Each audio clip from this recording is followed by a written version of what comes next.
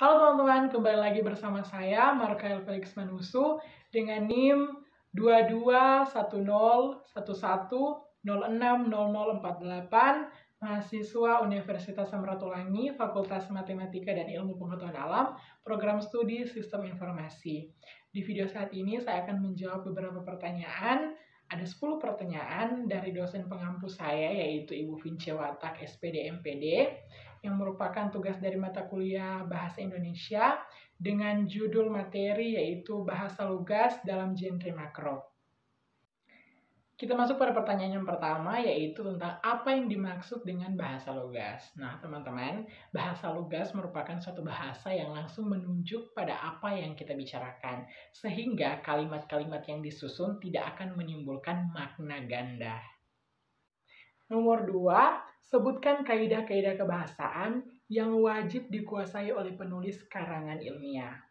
Penulis karangan ilmiah wajib menguasai diantaranya yaitu yang pertama, penyusunan paragraf yang runtut, yang kedua, pembuatan kalimat yang efektif, yang ketiga, pemilihan kata yang tepat, dan yang keempat, penerapan ejaan yang cermat. Pertanyaan nomor 3, ejaan apa yang digunakan dalam bahasa Indonesia saat ini? Bahasa Indonesia saat ini menggunakan ejaan yaitu Pedoman Umum Ejaan Bahasa Indonesia atau biasa disingkat dengan PUEBI tahun 2015. Pertanyaan yang keempat, jelaskan perbedaan bentuk ke dan di yang ditulis serangkaian dengan yang ditulis terpisah dari kata yang mengikutinya. Sebagai awalan, kata di dan kata ke dituliskan serangkaian. Kata yang diberi awalan di menunjukkan kata kerja, sedangkan kata yang diberi awalan ke menunjukkan kata benda. Contoh dalam kalimat itu seperti ini. Felix kembali ke sekolah untuk mengambil bukunya yang tertinggal di kelas.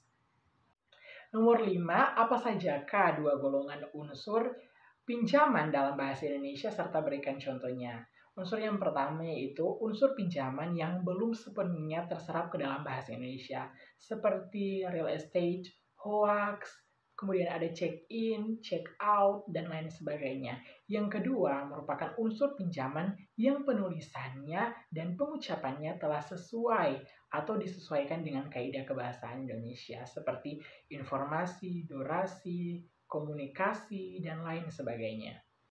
Nomor yang keenam yaitu jelaskan penggunaan tanda titik dan tanda koma, serta berikan contoh kalimat yang memuat kedua tanda tersebut. Kita mulai dari tanda titik. Tanda titik tentunya digunakan dalam beberapa hal. Yang pertama, tanda titik dipakai pada akhir kalimat yang bukan pertanyaan atau seruan. Yang kedua, tanda titik dipakai di belakang angka atau huruf pengkodean suatu judul bab atau subbab. Yang ketiga, tanda titik dipakai untuk memisahkan angka, jam, menit, detik yang menunjukkan waktu atau jangka waktu. Yang keempat, tanda titik tidak dipakai untuk memisahkan bilangan ribuan atau kelipatan yang tidak menunjukkan jumlah. Yang kelima, tanda titik dipakai di antara nama, penulisan tahun terbit, judul tulisan yang tidak berakhir dengan tanda tanya dan tanda seru, dan tempat terbit dalam daftar pustaka. Yang keenam, tanda titik tidak dipakai untuk memisahkan bilangan ribuan atau kelipatannya. Yang ketujuh, tanda titik tidak dipakai pada akhir judul, misalnya judul buku, karangan lain, ilustrasi, atau tabel.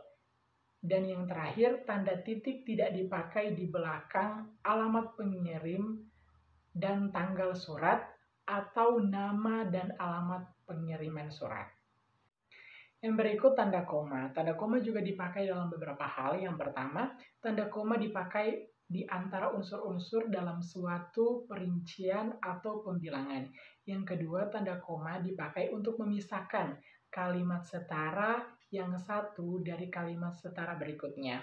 Yang ketiga, tanda koma dipakai untuk memisahkan anak kalimat dari induk kalimat jika anak kalimat itu mendahului ibu kalimatnya. Yang keempat, tanda koma harus dipakai di belakang kata atau ungkapan penghubung antar kalimat yang terdapat pada awal kalimat. Yang kelima, tanda koma dipakai untuk memisahkan kata, seperti oh, ya, wah, aduh, dan masih banyak lagi. Yang keenam, tanda koma dipakai untuk memisahkan petikan langsung dari bagian lain dalam kalimat. Yang berikutnya, tanda koma dipakai di antara nama dan alamat, bagian-bagian alamat, tempat dan tanggal, dan nama tempat dan wilayah atau negeri yang ditulis. Peruntutan. Yang berikutnya, tanda koma dipakai di antara bagian-bagian dalam catatan kaki. Yang selanjutnya, tanda koma dipakai di antara nama orang dan gelar akademik yang mengikutinya untuk membedakannya dari singkatan nama diri, keluarga, atau marga.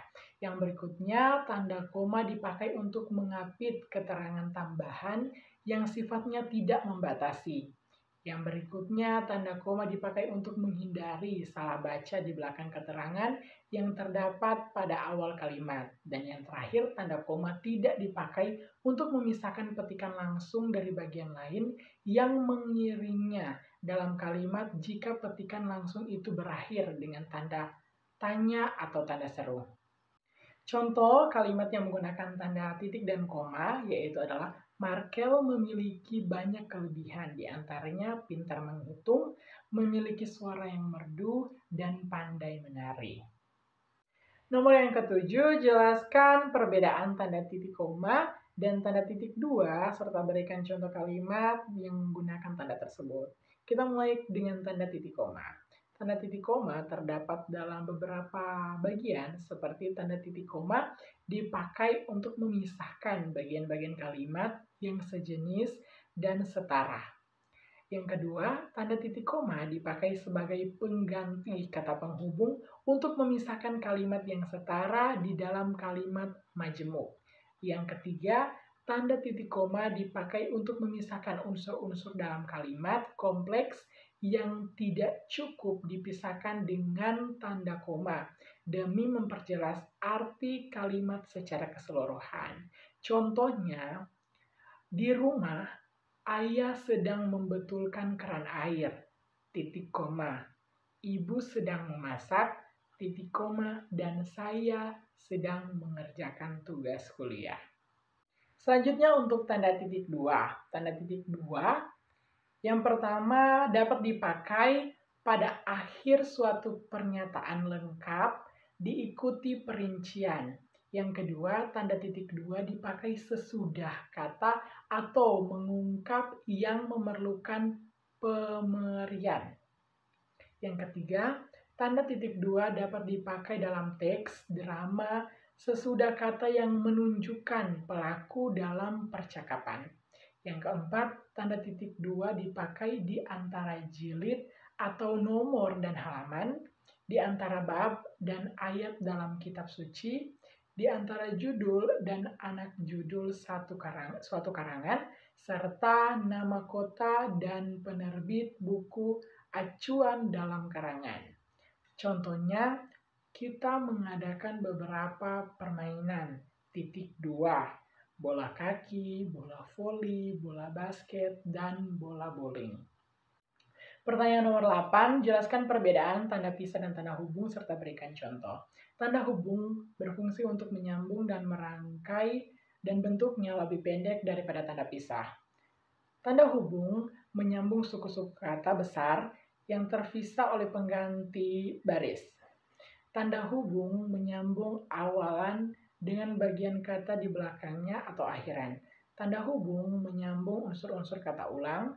Tanda hubung dipakai untuk menyambung huruf kata yang dieja satu-satu ataupun bagian-bagian tanggal, bulan, dan tahun. Tanda hubung boleh dipakai untuk memperjelas hubungan bagian kata atau ungkapan. Contohnya warna-warni. Di antara kata warna dan warni terdapat kata penghubung. Kita lanjut ke tanda pisah. Tanda pisah memiliki fungsi sebagai pemberi batasan dan bentuknya lebih panjang dibandingkan dengan tanda hubung. Tanda pisah membatasi penyisipan kata atau kalimat yang memberi penjelasan di luar bangun kalimat. Tanda pisah menegaskan adanya keterangan aposisi atau keterangan yang lain sehingga kalimat menjadi lebih jelas. Tanda pisah dipakai di antara dua nama tempat atau tanggal dengan arti sampai ke atau sampai dengan. Contohnya, tanggal 23 tanda hubung 30 Agustus 2022. Pertanyaan nomor 9, apa yang membuat suatu kalimat menjadi kalimat yang efektif? Untuk menjadikan kalimat itu efektif, terdapat beberapa syarat, yaitu yang pertama kesatuan, yang kedua kepaduan, yang ketiga keparalelan, yang keempat ketepatan, yang kelima kehematan, dan yang keenam kelogisan. Untuk pertanyaan yang terakhir, sebutkan dan jelaskan syarat-syarat pembentukan paragraf. Syarat-syarat pembentukan paragraf ada dua. Yang pertama yaitu kesatuan paragraf. Sebuah paragraf dikatakan mempunyai kesatuan jika seluruh kalimat dalam paragraf hanya membicarakan satu ide pokok, satu topik atau masalah. Jika dalam sebuah paragraf terdapat kalimat yang menyimpang dari masalah yang sedang dibicarakan, berarti dalam paragraf itu terdapat lebih dari satu ide. Yang kedua, kepaduan paragraf. Seperti halnya persyaratan kalimat efektif, dalam paragraf juga dikenal istilah kepaduan atau koherensi. Koherensi paragraf akan terwujud jika aliran kalimat berjalan mulus dan lancar serta logis. Nah, demikianlah jawaban saya atas 10 pertanyaan yang diberikan. Sampai di sini dulu video kita untuk saat ini, dan sampai bertemu di video selanjutnya. Dadah!